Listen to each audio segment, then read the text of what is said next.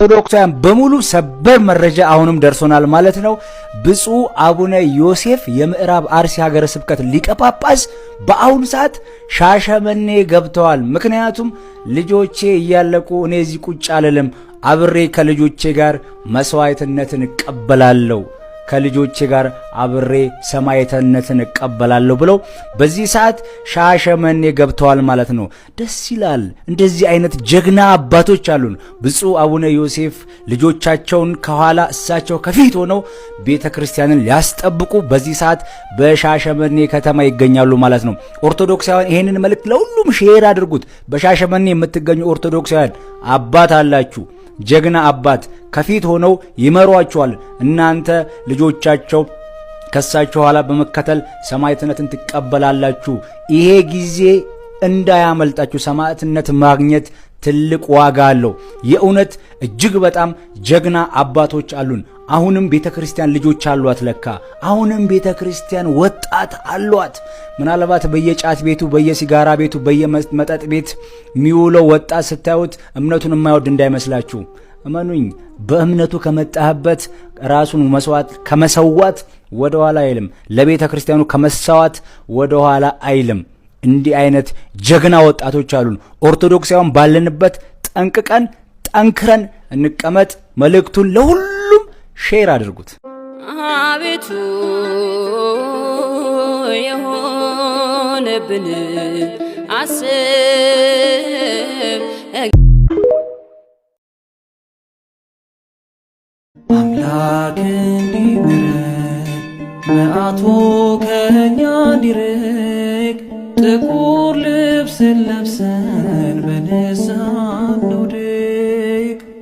ሰይፍ አናነሳም፣ ጾም ጸሎት ነው የእኛ ጦር። ጨለማው ይነጋል ጠጠሩን ስንወረውር፣ ጨለማው ይነጋል ጠጠሩን ስንወረውር። ሹመት ጋር በተያያዘ በርካታ ጉዳዮች ሲነሱበት የነበረ ነው። በጉዳዩ ላይ ቤተክርስቲያኒቱ ቅዱስ ሲኖዶስ ቀደም ብሎ የውሳኔ ሐሳቡን ሲያሳውቅ ህገወጥና ከቤተክርስቲያኒቷ ቀኖና ያፈነገጠ ተግባር ፈጽሟል ያላቸውን አካላት ማገዱን ገልጾ የነበረ ሲሆን በኋላም ወደ እርቅና ይቅርታ ጥረት ተገብቶ በይቅርታ የተመለሱ አንድ አባት መኖራቸው የተሰማበት ሳምንት ነበረ። ይሁንና ጉዳዩ ዘላቂ ልባት ሳያገኝ ቀርቶ በሳምንቱ አጋማሽ ጠቅላይ ሚኒስትር አብይ አህመድ ከሚኒስትሮች ጋር ከነበራቸው ውይይት በኋላ ወቅታዊ ጉዳዩን በሚመለከት በሰጡት መግለጫ ችግሩን አንስተው የነበረ ሲሆን በሳምንቱ መጨረሻም ቅዱስ ሲኖዶሱ ለጠቅላይ ሚኒስትሩ መግለጫ ምላሽ ሰጥቷል። ጸሎትና ምህላም አውጇል። እኛም በቀዳሚው አዲስ ነገር የመጀመሪያ ትኩረት ርዕሳችን ጉዳዩን ሰፋ አድርገን ልንመለከተው ወደናል። ሪፖርተራችን ፍስሐ ደሳለኝ ነው ያዘጋጀው። የኢትዮጵያ ኦርቶዶክስ ተዋሕዶ ቤተክርስቲያን ቅዱስ ሲኖዶስ አባል የነበሩ 3 ሊቃነ ጳጳሳትና በእነሱ አማካይነት 26 መነኮሳት ጥር 14 ቀን 2015 ዓ.ም የጵጵስና ሹመት መስጠታቸውን ተከትሎም ቅዱስ ሲኖዶሱ የቤተክርስቲያኒቱ ቀኖና እንዲሁም ሃይማኖታዊና አስተዳደራዊ ጥሰት መፈጸሙን በመጥቀስ በአገር ውስጥና በውጭ ሀገራት የሚገኙ የየአህጉረ ስብከት ሊቃነ ጳጳሳት በአስቸኳይ ወደ አገር እንዲገቡ መጥራቱ ይታወሳል።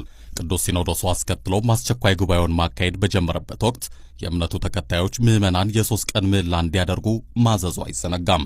ከዚህ በኋላ 3ቱ ሊቃነ ጳጳሳትና በእነሱ አማካይነት ከተሾሙት 26 መነኮሳት መካከል አባ ጸጋ ዘአባዱኛ ከቅዱስ ሲኖዶስ ምልዓተ ጉባኤ ስብሰባ በፊት የቀኖና ጥሰቱንና ሕገወጥ አድራጎቱን በመረዳት በመጸጸታቸው እርሳቸውን ሳያካትት 3ቱ ሊቃነ ጳጳሳትና ሌሎች 25ቱ መነኮሳት በቀድሞ የዓለም ስማቸው እንዲጠሩ መወሰኑ ይታወሳል። ይህን ተከትሎም በቅዱስ ሲኖዶሱ ተወግዘው የተለዩት 3ቱ ሊቃነ ጳጳሳት ያወገዟቸውን ብፁዓነ ሊቃነ ጳጳሳት እኛም አውግዘናል ሲሉ ተደምጠዋል። እነዚሁ በቅዱስ ሲኖዶስ የተወገዙት አባቶች እንደ ምክንያትነት ካነሷቸው ጉዳዮች መካከል ከቤተ ክርስቲያን አስተዳደራዊ አገልግሎት አሰጣጥ ጋር በተገናኘ አሉ የሚሏቸውን ክፍተቶች ሲጠቅሱም በተለይ በቋንቋ የመገልገል ጉዳይን በዋናነት አንስተዋል። ይህንን ተከትሎ ሕገወጥ የጳጳሳት ሹመት አካሂደው በቅዱስ ሲኖዶስ የተወገዙት አባቶች በተለያዩ አካባቢዎች የሚገኙ ሀገረ ስብከቶች ላይ በመመዳደብ ሀገረ ስብከቶችን ከሲኖዶሱ ዕውቅና ውጪ በኃይል በመቆጣጠር በስፍራ የነበሩ አገልጋዮችን አንገላተዋል። ገሚሶቹም ወደ ተለያዩ እስር ቤቶች ተወስደው በእስር ቤት እንዲቆዩ ተደርገዋልና መንግስት ሕግ ያስከብር ሲሉ ቅዱስ ሲኖዶስ በመግለጫው አሳውቀዋል። ቆይቶም በሳምንቱ አጋማሽ በጠቅላይ ሚኒስትር አብይ አህመድ ሰብሳቢነት በተደረገ የሚኒስትሮች ምክር ቤት የ6 ወር ዕቅድ አፈጻጸም ግምገማ መርሃ ግብር ላይ ጠቅላይ ሚኒስትሩ ይህንኑ የኢትዮጵያ ኦርቶዶክስ ተዋሕዶ ቤተክርስቲያን ቅዱስ ሲኖዶስ ጉዳይ አንስተው ማብራሪያ ሰጥተዋል።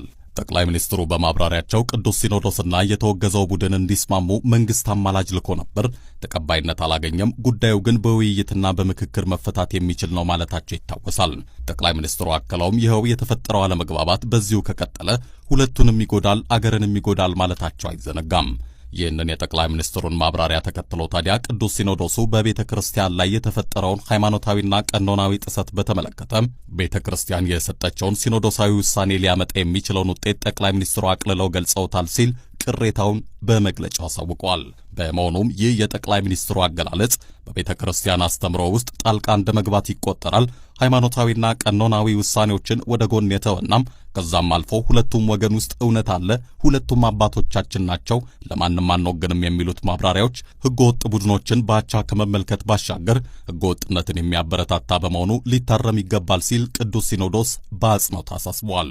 እንዲሁም ጠቅላይ ሚኒስትሩ በማብራሪያቸው አሁንም ጉዳዩን በድርድር ፍቱት ማለታቸው ሃይማኖታዊ መመሪያቸውን ጥሳቸው ቀኖናዊ ስርዓታቸውን አፍርሳቸውና አስተዳደራዊ መዋቅራቸውን ንዳቸው ጉዳዩን ተቀበሉ እንደማለት የሚያስቆጥር በመሆኑ እርምት እንዲደረግበት ሲል ቅዱስ ሲኖዶስ ገልጿል።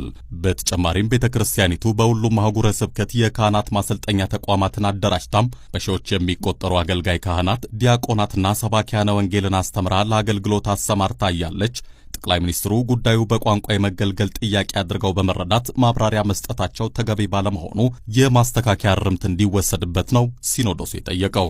ከዚህ ባሻገር መንግስት በሕገ መንግስቱ የተሰጠውን ስልጣን ተጠቅሞም የቤተ ክርስቲያኒቱን ተቋማዊ ልዕልና በማስከበር ኃላፊነቱን እንዲወጣ በጥብቅ ያሳሰበው ቅዱስ ሲኖዶሱም ይህ የማይሆን ከሆነ ግን ከቅዱስ ፓትርያርኩ ጀምሮም ብፁዓን ሊቃነ ጳጳሳት፣ የቤተ ክርስቲያኒቱ አገልጋይ ካህናትና ምዕመናን የሚሳተፉበት ሀገር አቀፍና ዓለም አቀፍ ሰላማዊ ሰልፍ እንደሚጠራ አሳውቀዋል።